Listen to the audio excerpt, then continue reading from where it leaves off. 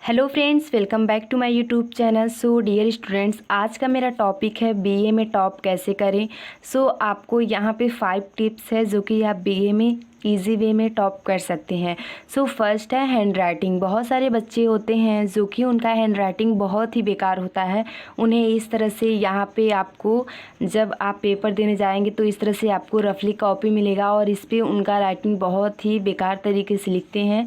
इस वजह से वहाँ पे इनका नंबर कट हो जाता है।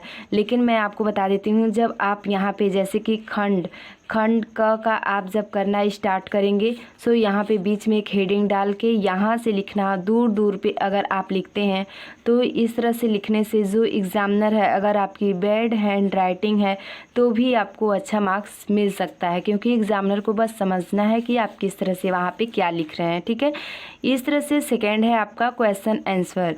अब देखिए क्वेश्चन आंसर में क्या करना है। आप रेगुलर या प्राइवेट, अगर आप रेगुलर कॉलेज नहीं जा रहे हैं तो आप क्या कीजिए, कोई बुक आपके वहाँ जो अवेलेबल हो आप उसे ख़रीद के वहाँ पे जो भी आपके इम्पॉर्टेंट क्वेश्चन होंगे उसके आंसर को लिखना स्टार्ट कीजिए। लिखने से क्या होगा, आपका प्रैक्टिस बनेगा। प्रैक्टिस क्या करेगा, अगर आप कोई क्वेश्चन, जैसे कि पेपर में क्या होता है, बच्चे जो आता है उसे करते जाते हैं और जो आपका ये 32 पेज का मिला होता है उसमें आप 4 पेज का वही लिख देंगे।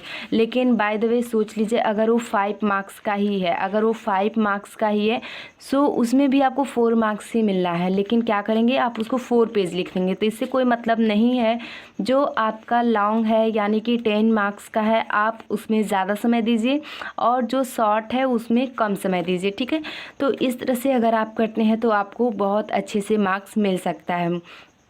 अब देखिए क्वेश्चन आंसर लिखने में बच्चे और क्या मिस्टेक करते हैं, स्टार्टिंग में उन्हें आता है लेकिन एंड में क्या आता है, नहीं आता है तो छोड़ देते हैं। ऐसे मत कीजिए। अगर आप कोई क्वेश्चन लिखना स्टार्ट किए हैं तो अगर आप जहाँ नहीं आ रहा है समझ कुछ भी, उससे रिलेटेड आप कुछ भी लिखिए, लेकिन वहाँ पे पेज को ज़रूर फिल कीजिए। इस तरह से यहाँ पे आपको अच्छे मार्क्स मिलेंगे। इसके बाद से थर्ड क्या है, प्रीवियस क्वेश्चन पेपर। आप क्या कीजिए, यहाँ पे प्रीवियस ईयर का कुछ क्वेश्चन सॉल्व कीजिए कि क्या क्या रिपीटेड क्वेश्चन है, जो भी वहाँ पे आपके प्रीवियस ईयर के जो अनसॉल्व रहेगा उसमें दिए होंगे कि ये आपके 2015, 16, 17, 19, 20 इस तरह से करके गैपिंग करके दिया होगा। आप उस क्वेश्चन को ज़रूर देखिए। अगर आप वो क्वेश्चन देखते हैं तो उसमें आपको बहुत ज़्यादा मार्क्स मिलेगा और ये भी आपके दिमाग में हो जाएगा कि ये इम्पॉर्टेंट क्वेश्चन है, इससे ज़्यादा क्वेश्चन पूछे जा रहे हैं और इस टॉपिक से रिलेटेड और भी क्वेश्चन बन सकते हैं।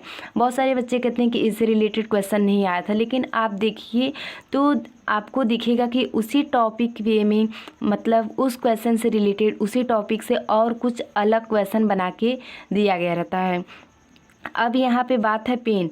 यहाँ पे मैं आपको बता देती हूँ, आप ब्लैक और ब्लू पेन यूज़ करेंगे। ब्लैक से क्या करेंगे, हेडिंग डालेंगे, उसके बाद से ब्लू से आंसर लिखना स्टार्ट करेंगे। आंसर लिखते हुए आप एक चीज़ की ध्यान में रखते हुए लिखिएगा कि किसी का जो डॉट पेन होता है उससे तो ठीक है, लेकिन अगर जेल पेन से आप लिखते हैं तो जो उनका स्याही है वो पूरा अच्छी तरह से उसमें मिक्स हो जाता है। ठीक है, वो पता नहीं चलता है, क्योंकि पता नहीं आपका कॉपी कब जाँच होना स्टार्ट होगा। आपको ये तो नहीं पता है एरिया, वहाँ का जो ह्यूमिड एरिया रहेगा कैसा एरिया रहेगा। अगर ज़्यादा दिन तक कॉपी रखा रहेगा तो जो आपका कॉपी में लिखा हुआ है वो फैल जाएगा, तो इससे आपको दिक्कतें आ सकती है। इस वजह से मैं आपसे ये कहूँगी कि आप वहाँ पे डॉट पेन का ही यूज़ करें ताकि कोई आगे चल के दिक्कत ना हो। ठीक है, इसके बाद से फिफ्थ है आपको सेल्फ स्टडी। बहुत सारे बच्चे बीए में क्या करते हैं, वो कॉलेज नहीं जाते, उन्हें नहीं पता होता कि किस तरह से लिखना चाहिए, किस तरह से नहीं लिखना चाहिए, कौन से इंपॉर्टेंट क्वेश्चन है। उन्हें सेल्फ स्टडी करने की बहुत ही ज़्यादा आवश्यकता है। क्यों है, क्योंकि अगर सेल्फ स्टडी नहीं करेंगे, अगर वो टाइम नहीं देंगे क्वेश्चन को लिखने में, अगर एक समय में ही आपको 3 घंटे लगातार लिखना हो तो आगे चल के क्या होगा, जो आपका हैंड राइटिंग है वो बहुत पुअर हो जाता है। और जब आपके हैंड राइटिंग पे भी आपको मार्क्स मिलता है, ऐसा नहीं है कि नहीं मिलता है, एग्ज़ामिनर को अगर हैंड राइटिंग देखने में बहुत ही आसानी से उसे समझ में आता है कि आप क्या लिखे हैं, तो वहाँ पे वो खुशी खुशी आपको मार्क्स दे देता है।